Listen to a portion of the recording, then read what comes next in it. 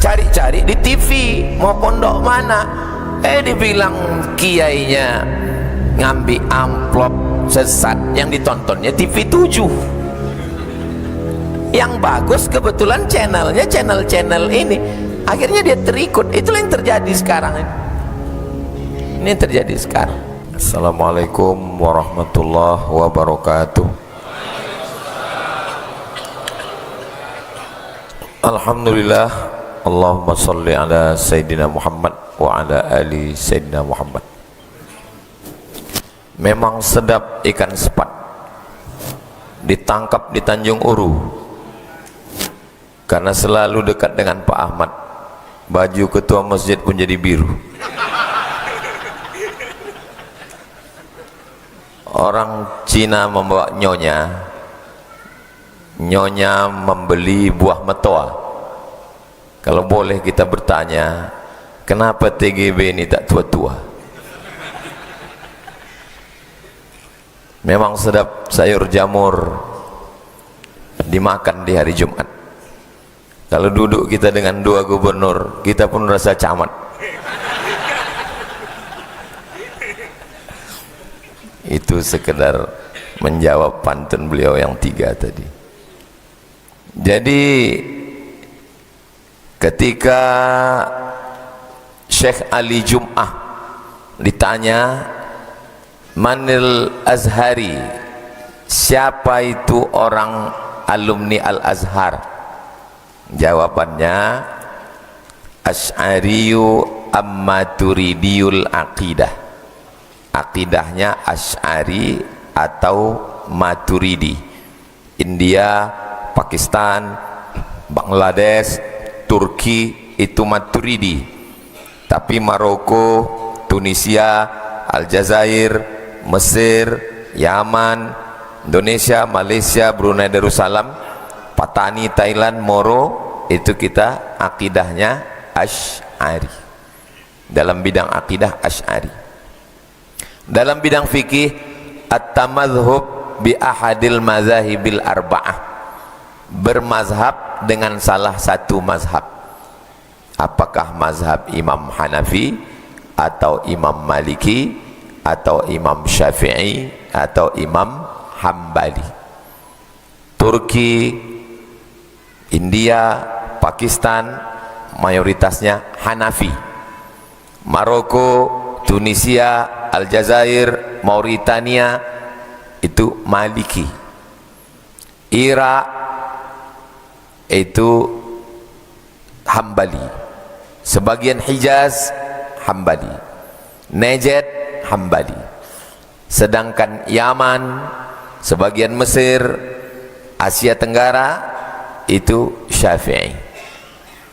Dalam bidang akidah Asy'ari, dalam bidang fikih Syafi'i, dalam bidang tasawuf mengikut Imam Junaid Al-Baghdadi. Pokok dasar-dasarnya Imam Junaid Al-Baghdadi, tapi disusun secara sistematis dan cantik finalnya pada Imam Abu Hamid Al-Ghazali. Makanya selalu ini trilogi namanya. Trilogi ini yang mesti dipegang. Kata dosen kami di Darul Hadis dulu, namanya Syekh Muhammad Yasif, dia ketua majelis ilmi. Kata dia, Maroko itu triloginya 3. Akidahnya Asy'ari, fikihnya Maliki, dan tasawufnya Junaid Al-Baghdadi dan Imam Al-Ghazali. Kata Hadratus Syekh Muhammad Asy'im Asy'ari, pendiri Nahdlatul Ulama, dalam kitabnya Risalah Ahli Sunnah wal Jamaah, NU itu akidahnya Asy'ari, fikihnya Syafi'i, dan tasawufnya Junaid Al-Baghdadi dan Imam Abu Hamid Al-Ghazali. Nah, sekarang kita tes dari mulai ujung Aceh sampai Papua, apakah kita pegang trilogi ini? Aceh, nama mufti Aceh Syekh Nuruddin Ar-Raniri, yang menulis kitab judulnya As-Siratul Mustaqim. Akidahnya Asy'ari, fikihnya Syafi'i, tasawufnya Abu Hamid Al-Ghazali, Aceh. Turun ke bawah Aceh, Sumatera Utara, nama mufti kerajaan Melayu Delhi itu namanya Syekh Hasan Maksum. Murid-murid Syekh Hasan Maksum inilah yang mendirikan Al-Jam'iyatul Wasliyah. Al-Wasliyah itu akidahnya Syafi'i, akidahnya Asy'ari, fikihnya Syafi'i, tasawufnya Imam Abu Hamid Al-Ghazali. Siapa di sini yang ikut Al-Wasliyah ini? Pimpinan Pondok Pesantren Nurul Azhar, namanya Dr. Kiai Haji Muhammad Hanafi. Kalau kiai itu pakai sarung. Aceh, Sumatera Utara. Sekarang Sumatera Barat. Sumatera Barat itu Inyak Canduang, Syekh Sulaiman Ar-Rasuli dengan Inyak Jaho membuat satu ormas namanya PERTI, Persatuan Tarbiyah Islamiyah. Persatuan Tarbiyah Islamiyah itu akidahnya Asy'ari, fikihnya Syafi'i, tasawufnya Junaid Al-Baghdadi dan Abu Hamid Al-Ghazali. Siapa alumninya di sini? Namanya Bapak Abdul Wahid dari Candung. Lalu kemudian Riau. Riau ini tak ada ormas, tapi di Riau ini besar tarekat Naqsyabandiyah, mengambil tarekatnya dari Jabal Abi Qubais. Nama mursyid yang mengasih tarekat itu turun ke muridnya namanya Syekh Sulaiman Zuhdi. Syekh Sulaiman Zuhdi ini punya murid namanya Syekh Ibrahim Al-Khalidi An-Naqsyabandi. Si Ibrahim ini punya anak perempuan namanya Hajjah Siti Fatimah. Hajjah Siti Fatimah ini punya anak laki-laki namanya Dr. Ahmad MSI. Akidahnya Asy'ari, fikihnya Syafi'i, tasawufnya Imam Abi Hamid Al-Ghazali. Aceh, Sumatera Utara, Sumatera Barat, Riau. Bagaimana dengan Palembang? Palembang itu ulama besarnya yang menulis kitab Sayrus Salikin, namanya Syekh Abdus Somad Al-Falembani. Syekh Abdus Somad Al-Falembani itu satu angkatan dengan Mufti Banjar, namanya Syekh Muhammad Arsyad Al-Banjari. Mereka sama-sama pulang dari Makkah naik kapal laut. Syekh Muhammad Arsyad Al-Banjari ikut turun di Palembang, lalu dia naik kapal lagi dan dia melanjutkan ke Kalimantan. Syekh Muhammad Arsyad Al-Banjari dengan Syekh Abdul Somad Al-Falembani sama-sama murid dari Syekh Muhammad Abdul Karim Samman, pendiri tarekat Sammaniyah di Madinah. Akidahnya Asy'ari, fikihnya Syafi'i, tasawufnya Abu Hamid Al-Ghazali. Sulawesi, ulama besar Sulawesi itu namanya Syekh, siapa namanya? Syekh Yusuf Al-Makassari, Tajul Khalwati. Syekh Yusuf Al-Makassari belajar kepada ulama Aceh sebelum pergi ke Makkah, namanya Syekh Abdul Rauf As-Singkili. Jadi mereka udah punya jaringan Nusantara, waktu itu belum ada Indonesia. Maka Syekh Yusuf Al-Makassari itu akidahnya Asy'ari, fikihnya Syafi'i, dan tasawufnya Junaid Al-Baghdadi dan Abu Hamid Al-Ghazali. Sumatera sudah, Kalimantan sudah, Sulawesi sudah, Jawa sudah, sekarang Papua. Saya sampai ke Papua. Papua Barat ini banyak rajanya. Tempat kita satu raja, dia sampai raja 4. Banyak raja. Dan raja itu masih hidup sebagiannya sampai sekarang. Saya dibawa ke rumah salah satu raja itu, namanya Raja Patipi. Apalah yang ada Tuan Raja Patipi simpan? Dibawanya lah dari kamarnya, ada bebungkus kain, dibukanya, sampulnya kulit rusa, isinya kulit kayu. Setelah dibuka, saya tengok isinya adalah sholawat nariyah yang membawa Islam ke Raja Ampat, ke Kaimana, ke kampungnya Ustadz Fadlan Garamatan. Itu adalah ke Fak-Fak. Jangan sebut ke orang barat Fak-Fak. Itu adalah orang yang mengamalkan sholawat nariyah. Sholawat nariyah ini datangnya dari mana? Dari Maroko. Disebut juga dengan sholawat taziyah, karena Imam At-Tazi. Apa akidahnya? Akidahnya Asy'ari, fikihnya Syafi'i, dan tasawufnya Sunni Abu Hamid Al-Ghazali. Jadi dari mulai Aceh sampai ke Papua seragam. Akidahnya Asy'ari, fikihnya Syafi'i, tasawufnya Al-Ghazali. Inilah yang mau kita rawat, kita jaga. Itulah kenapa orang Indonesia dia belajarnya ke Al-Azhar. Kenapa? Karena antara Nusantara dengan Al-Azhar connect, dia nyambung. Kita kalau tak nyambung nih susah. Jangankan mau nyambung masalah agama. Besok saya mau ke Malaysia nih, sampai nanti di Sabah. Besok saya dari Kuala Lumpur ke Sabah, udah susah mau mencolokkan, mau charger. Kenapa? Karena di tempat kita coloknya 2, di Kuala Lumpur 3. Hah? Saya mau mengatakan, kenapa kita nih koneknya ke Al-Azhar? Karena 3 tadi, akidahnya Asy'ari, fikihnya Syafi'i, tasawufnya Abu Hamid Al-Ghazali. Nah, ada kelompok satu lagi yang sedang dipopulerkan belakangan ini, mau dicoba kira-kira cocok tidak di bumi Melayu. Namanya bukan Asy'ari, bukan Maturidi, bukan Syafi'i, bukan Hambali, bukan Maliki, bukan Al-Ghazali, tapi apa namanya? Wahabi. Oh, Ustaz nggak boleh ngejek. Saya tidak ngejek. Saya tidak ngejek, saya bacakan ya kalimatnya. Jadi kalau disebut Wahabi itu bukan mengejek. Nih saya bacakan ya.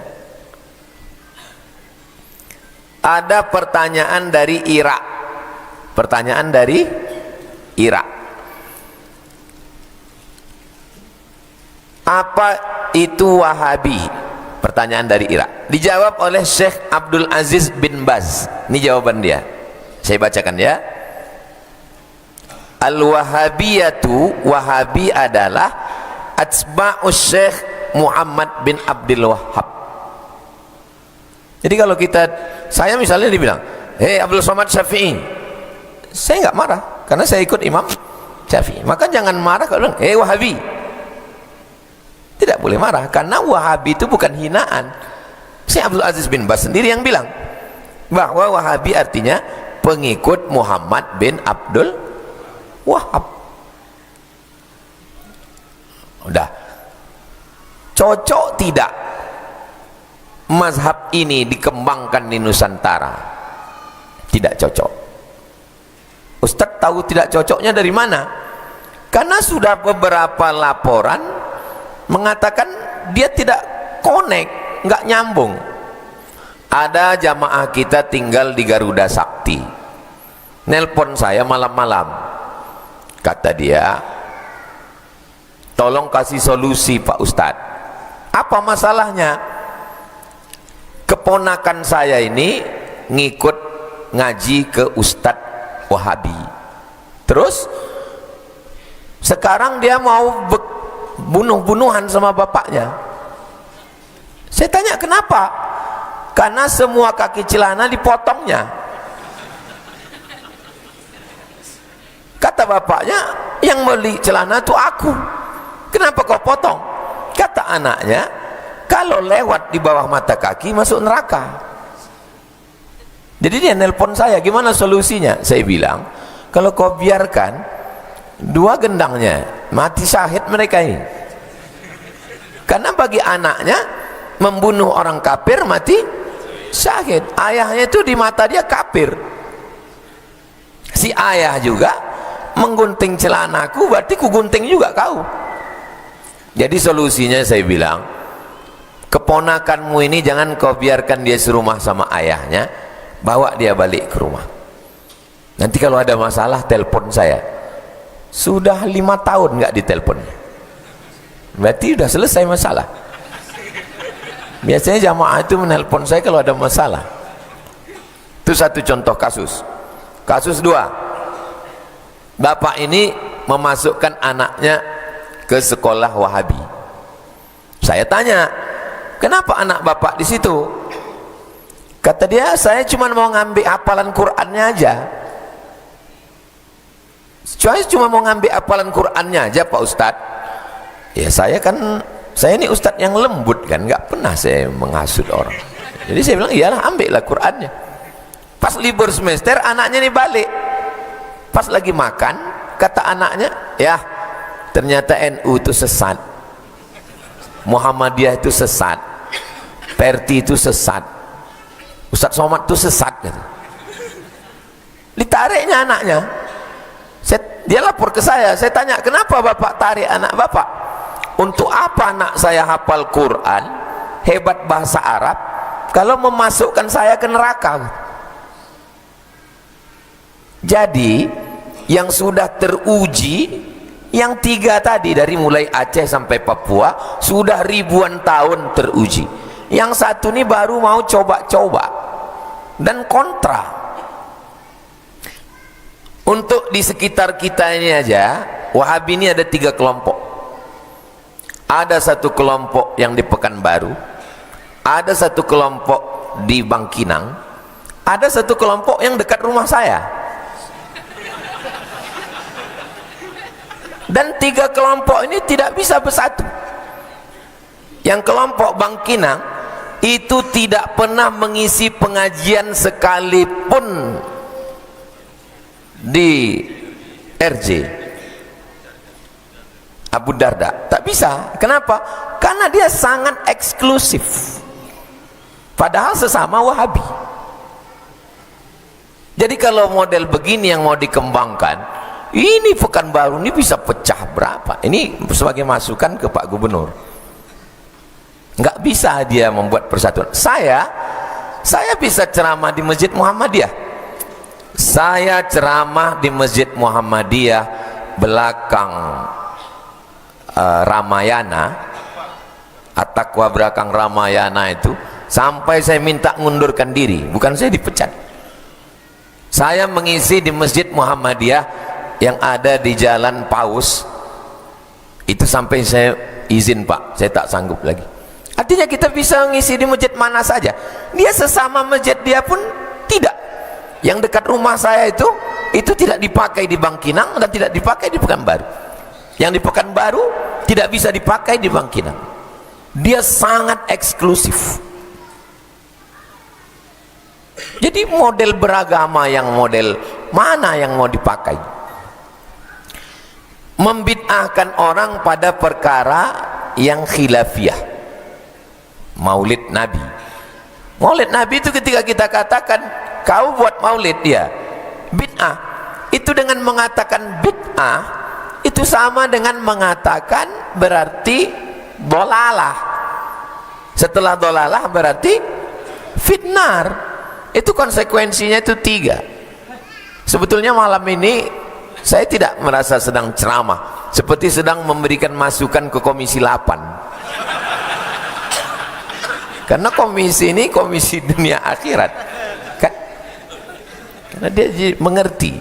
Saya sekarang ini tidak merasa sedang ceramah, tapi sedang memberikan pembekalan ke gubernur, kemudian Komisi 8 DPR RI, dan ke calon presiden. Nah, jadi sampai mana? Hilang pula nggak konsen. Itu kan fitnah Ustadz. Itu kan fitnah Ustadz yang mengatakan tadi, anak kecil mengatakan ini sesat, itu fitnah. Loh, itu videonya yang viral, video viral yang jenggotnya putih panjang, itu bukan anak-anak, itu atuk-atuk itu yang bilang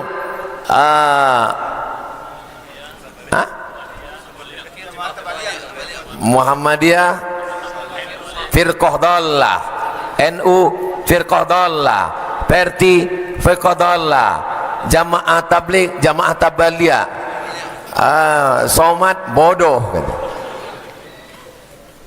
Tonton, ada videonya.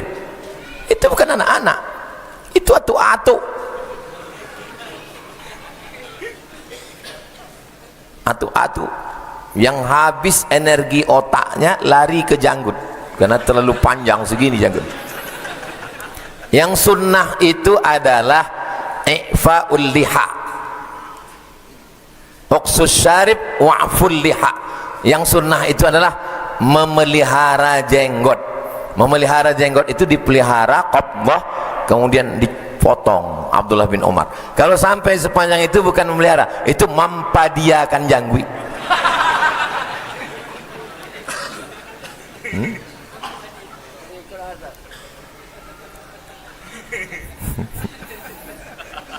Jadi kalau kita mau menjaga Islam, maka kita mesti jaga yang tiga ini. Alhamdulillah, yang ini Asy'ari, Syafi'i, Al-Ghazali, yang Perti juga begitu. Bagaimana dengan Tuan Guru Bajang? Ada seorang laki-laki namanya Syekh Rahmatullah Al-Hindi. Syekh Rahmatullah Al-Hindi ini jago berdebat. Buku dia judulnya Izharul Haq, 2 jilid. Buku itulah yang dihafal oleh Ahmed Dedat. Akhirnya Ahmad Dedat menjadi pendebat luar biasa. Syekh Rahmatullah Al-Hindi diusir dari India karena dia mengalahkan pendebat-pendebat yang dari Inggris itu. Akhirnya dia lari ke Jeddah, lari ke Najd, Riyadh.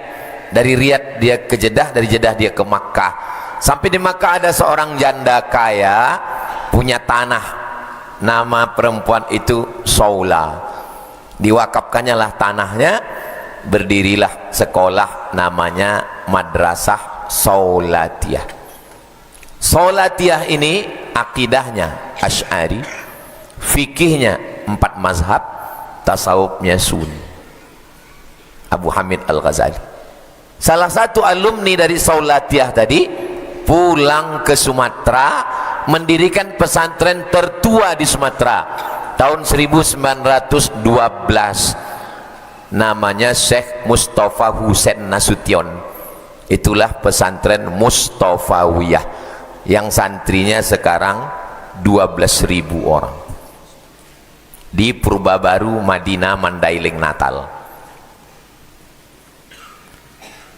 Salah satu dari murid alumni Saulatiyah tadi pulang ke Lombok, Nusa Tenggara Barat, mendirikan Nahdlatul Wathon. Sekolahnya sudah di 23 provinsi se-Indonesia. Lalu kemudian namanya Syekh Zainuddin Abdul Majid. Kemudian Syekh Zainuddin Abdul Majid tadi punya anak perempuan. Anak perempuannya itu melahirkan anak laki-laki, dikirim ke Al-Azhar, S1, S2, S3, doktor di Al-Azhar, namanya Dr. Haji Muhammad Zainul Majdi Tuan Guru Bajang. Jadi benteng-benteng Ahlus Sunnah wal Jamaah itu sedang menghadapi kelompok yang besar karena menggunakan alat multimedia. Dan kita berhadapan dengan umat, mohon maaf, yang tidak mengerti. Saya ini kan orangnya gaptek, gak ngerti masalah laptop. Kalau saya tak ngerti laptop, saya pergi ke toko laptop. Yang laptop yang mana yang saya cari? Yang saya beli laptop yang paling cantik salesnya, kan? Kata dia, beli ini aja Pak, Bapak jangan beli Acer, karena Acer ini awas cepat rusak. Bapak jangan beli Asus, agak susah. Bapak beli ini aja, itulah yang saya ikut. Inilah yang terjadi sekarang. SD tak belajar agama, SMP tak belajar agama, SMA tak belajar agama, kuliah, mata kuliah cuma 2 SKS PAI, lapailah PAI. Habis itu sibuk kerja, habis kerja nikah, punya istri, punya anak. Ketika umur 30-40 rindu kepada agama, nyari-nyari di internet, rencana mau masuk ke pondok, pondoknya roboh. Cari-cari di TV mau pondok mana, dibilang kiainya ngambil amplop sesat, yang ditontonnya TV 7. Yang bagus kebetulan channelnya channel ini, akhirnya dia terikut. Itulah yang terjadi sekarang ini yang terjadi sekarang. Kalau Tuhan pergi ke Padang, jangan lupa membawa rendang. Saya ini sebetulnya nggak boleh panjang-panjang, karena makan di bawah sudah teridang.